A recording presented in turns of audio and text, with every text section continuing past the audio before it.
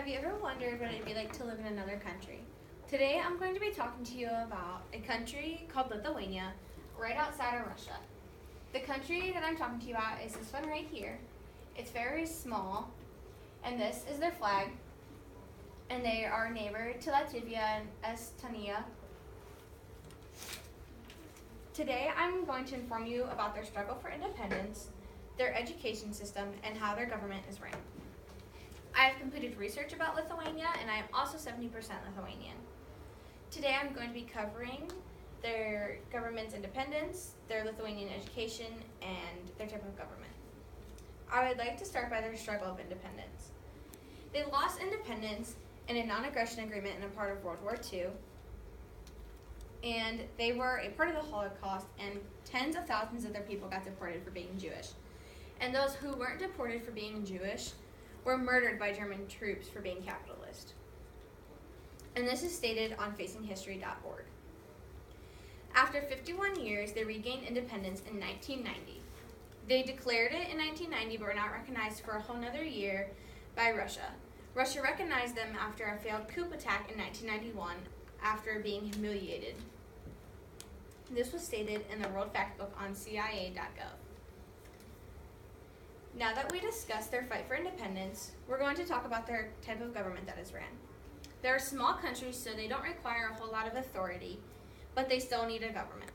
They're actually called the Republic of Lithuania, and they are ran under a semi-presidential government. A president leads along the side of a prime minister, who is the head of authority and has a cabinet underneath him. Their civil law system is ran under the two, the prime minister's cabinet and the president. And they run under legislative acts, meaning that this only attains to certain people when it is needed, so it causes a more strict way of living for some more than others. Their government happens to be so strict when it comes to migration that their own people that are born there have to wait 10 years to be naturalized. And to live within Lithuania, or even migrate there, you have to have a family tie.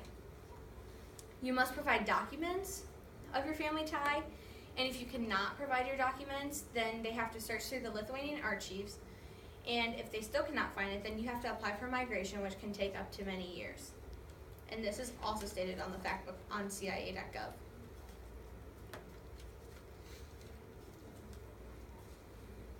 Now that we've discussed their government, I'd like to discuss their type of education. Every country needs an education, as it has become a major part of living nowadays. And in the States, we have preschool often starting at ages 3, 4, or even 5.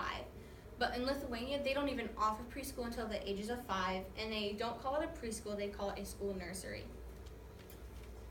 And at age 7, you will finally start primary school until you're 10 years old, and then when you're 11, you will start a lower secondary school until you're 16. At the age of 17 or 18, you can continue to a vocational school or even a higher secondary school. A vocational school offers training for labor fields for those who don't continue to go on to a higher amount of education, and it's required that they do have their basic education first. If they don't choose the vocational path, then they can continue on to a university after turning 19 years old. Lithuania likes to hold their education standards high, so they teach a lot of subjects. All their classes are taught in their foreign language of Lithuanian, with the exception of ethnic minorities. Schools provide help for the needy who do not have a native language in Lithuanian, and they speak something else, so they will provide tutoring. And it is also required that all students take a Lithuanian and literature class. Schools here often teach religion, history, math and science, and ethics, and even foreign language. They teach English, German, Russian, French, and Latin, and this starts in the 5th grade.